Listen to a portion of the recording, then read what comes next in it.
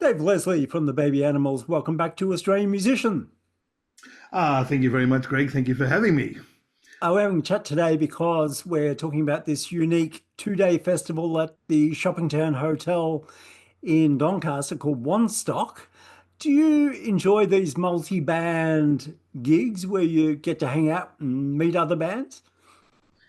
Yeah, because often it's a musical thing, but it's also a social thing where you do get to hang out with the other bands and you get to catch up with people, your mates, your peers, whatever that often you wouldn't normally do. It's either like hello, goodbye at an airport or something like that. So to do these things, it's great fun, and because we've done a one stock before, and it's basically a party, right? Jeff throws a party, puts a bunch of bands on, invites a bunch of his friends. It's a pretty cool vibe. Yeah. Yeah, so we're looking forward to it once It, again.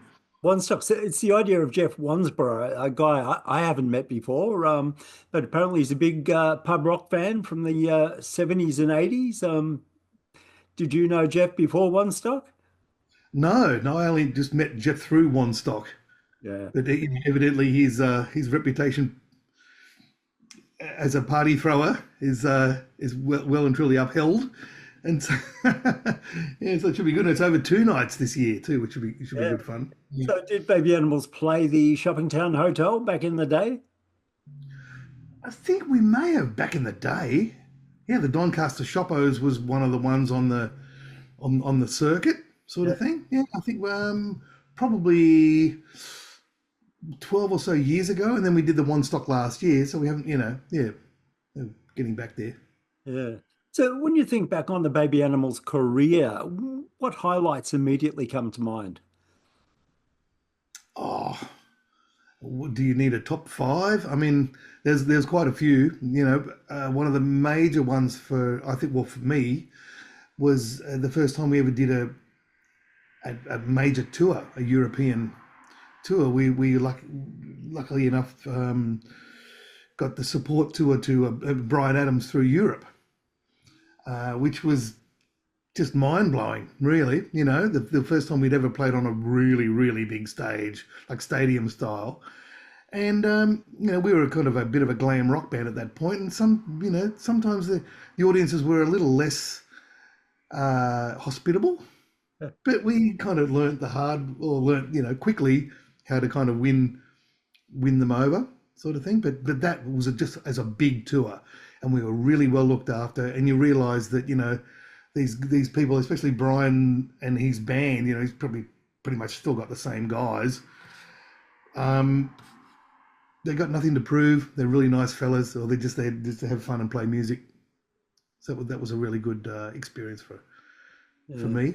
Yeah, but I think the highlight would have been playing the Marquee in London, doing a headline to a place full of really drunk Aussie expats. Awesome fun. Yeah, we had a great time. That was around 92-ish, I think, something like that. Yeah.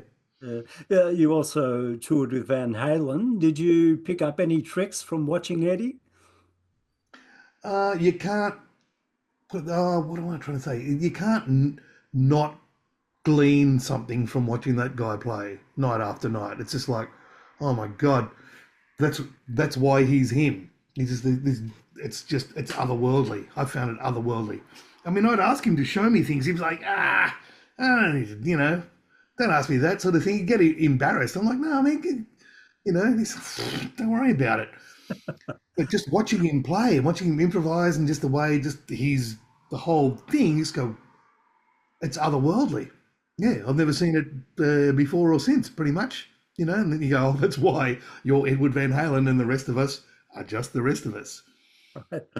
You also appeared on the David Letterman show. Tell me about that experience. Well, I think I've seen it once. I didn't particularly have a good experience that time. I had a bit of an equipment malfunction, and then I had a bit of I don't know what you even call it. Just got a bit nervous, and apparently I stuck the solo in the ditch. And I've seen it once, and then I've refused to look at it again. Maybe one of these days I'll look at it. Yeah, Yeah. but yeah, at the end of the night, I was pretty inconsolable at the end of the performance, but everyone else went okay. And I was a bit inconsolable, but we were on tour with Van Halen at that time. And everyone's going, don't worry about it. It's fine. Don't worry about it. At least, no one noticed. No one noticed anything. Don't worry about it. And I'm like, okay, I'm not worried. So we went back out on the road with Van Halen. We had like a day off. So we flew to New York, did Letterman, came back, went back out on tour.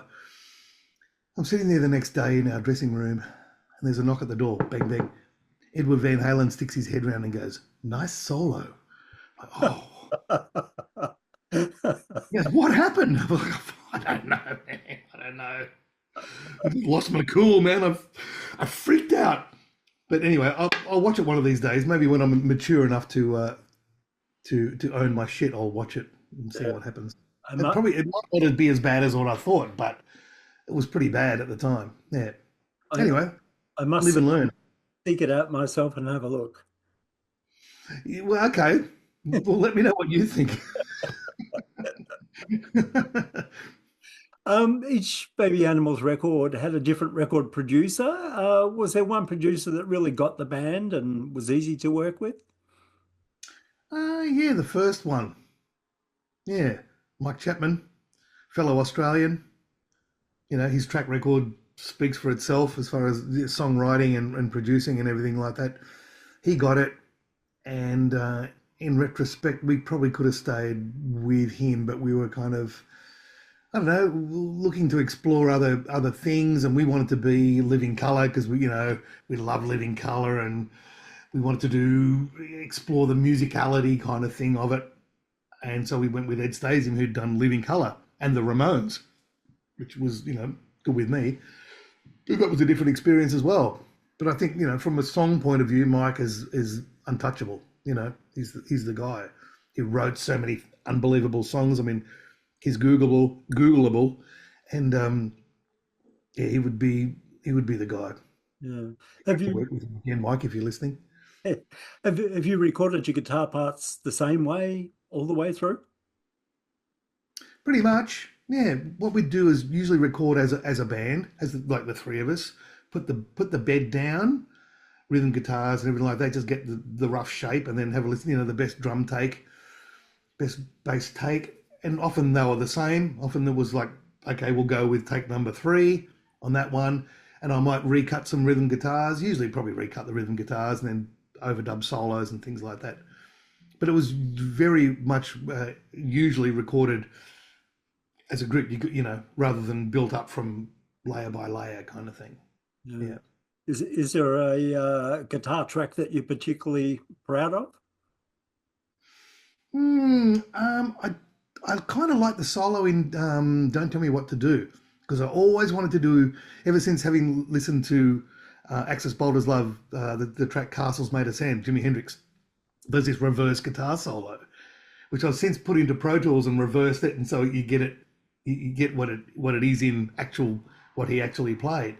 I always wanted to do a reverse solo, so I got Ed Stasium to flip the tape over and learn kind of where the intro and exit points were, and did a reverse solo. And then at the back end of it, we flipped the tape back over and then played the rest of the solo out in real time, in forwards, I guess, and finished it that way. And I was kind of pretty proud of that little experiment. That I'm glad that he was open to trying that.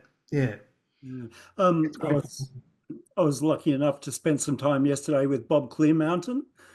He had a mastering mixing masterclass. I heard he was in town. Yeah. You always been happy with the album mixes of your albums? It's funny because, well, we kind of, back in the day, we kind of had no choice. It's funny, with the Mike Chapman and obviously Kevin Shirley, the legendary Kevin Shirley, engineered the first Baby Animals record and mixed it with Mike kind of sticking his head in every so often to monitor it. But it was basically, well, this is your record. This is the way it sounds. I think it sounds fine. I mean, I maybe would have turned the guitars up a little bit more, but the drum sounds are amazing. And so, really, I mean, it's really up to the song. If the songs are good, then The mix is fine. I've never, what's the word? I've never disliked a song because I didn't like the mix.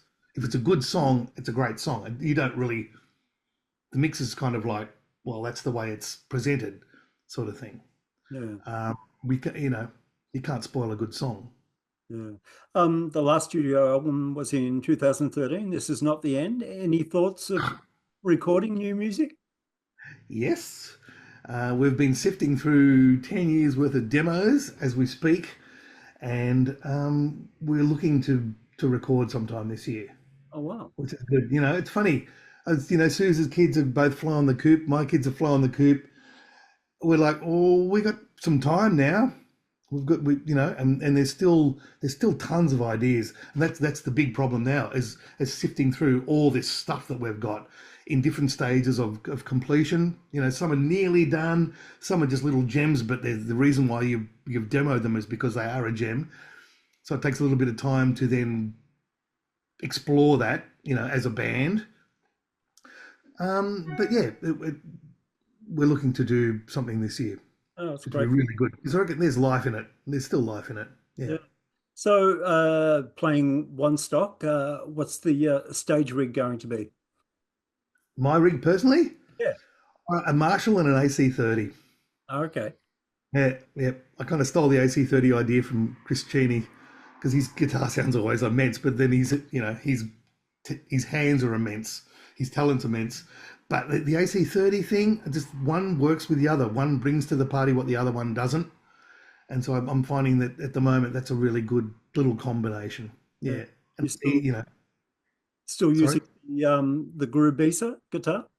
still using the Grubisas. Yep, yep. Still very close with Frank. Yeah. Any regret guitars, ones that got away, stolen, sold, misplaced? Oh, I did have a Gibson double neck at one point, and yeah, it was when my first son. I had it when my first son was born, and kind of it was the last to arrive, and it was the first one to go. And I kind of regret that because it sounded unreal. It recorded great. The six string of it, because it was such a big body, it was like an SG kind of like the Jimmy Page kind of thing, but it was walnut, so it was like the brown. Man, it was a nice guitar, and yeah, that was a bit of a regret. Yeah. So, how do the Baby Animals approach set lists these days? Obviously, there are tracks that you have to play. What about the other tracks? Do you change up from night to night? We change up constantly, actually. Yeah, depending on the kind of crowd that we're playing to. At the moment we're out. Ice House is headlining. There's Bachelor Girl. There's Wolf Mother. There's Eskimo Joe. There's Killing Heidi, and there's Noiseworks. So we can kind of be a little bit more eclectic. We don't have to be the hard rock band. I mean, we're kind of the rock band of the bill, but we can afford to maybe play a little bit quieter or do different stuff, like Make It End and stuff from the first record that we don't have to hit them over the head with because that's not what they're there for. But Yeah. we're coming. We've got the ZZ Top tour coming up Yeah. with the Red Hot Summer, which we're lucky enough to get that because I'm stoked about that. But that's going to be a guitar fest, right? So the set list is going to change to cater for that environment. Mm. So yeah, that'll be good fun too, man. That'll be really good fun. Yeah. You've been playing a bit of bass with Victor Strangers in his Elvis Costello thing. How did that go last year? It went well. It's what good songs. I mean, it was a lesson. It was a really good lesson in musicality because I'm good mates with Victor, and we're out one night. He's, I'm gonna, I need a bass player for this Elvis Costello tribute thing. Do you know anyone? I'm like, hell yeah, I do. I'll do it because I've always loved that stuff, especially the Attractions era. But having said that, there's such a wealth of material that happened after that as well, which is fantastic. The stuff that he wrote with Paul McCartney, and so it was a good challenge. It was a big learn, that's for sure. Yeah, I didn't do charts or anything like that. I learned everything as close to the original parts as I possibly could because I thought, you know what, this is so good. There's no way I can improve on that. So I'm just going to play exactly what you play. And it was a really good lesson. Yeah. What bass did you use? Oh, Fender Precision, of course. Yeah. Yeah. Yes. How can you not? With fingers too. My two little digits there were burning on a couple of nights, but that was okay. There was one pick song, but everything else was fingers and thumb. Yeah, but got to try and be authentic. What about other side projects at the moment? I have a band called Truck, um, featuring a host of players, but most notably Andy McLean from Horsehead and Countdown Revolution, host on vocals. Great fan. He's a lovely guy and a fantastic voice. And we've just recorded our second album. It's taken a while to get to the uh, over the finish line, but we're there and it's done. And we've got some gigs planned for later on in the year. It's a good band, good bunch of guys. And if it was 1974, we'd be right on the wave. Guitar, bass, drums, piano, organ, vocal. It's very trad, traditional, you know, dad rock, but we like it, and it's all original. We don't do any covers, so it's all original material. The album's out the other side of this year. Hopefully so. Yes, Yeah. yes. We just got our what are the codes for Spotify and all that sort of thing. So we hopefully do some sort of a launch. I just want to get the thing out there, man. It's been like bubbling away for ages, and it's driving us all crazy. Just like let it loose. It needs to be let loose. Yeah. Dave, well, it's been great to catch up. We look forward to seeing you at One Stock and the Red Hot Summer gigs around the country. Well, thank you. It's always a pleasure to chat, man. Yeah, absolutely. Thanks for having us, and thank you for your time.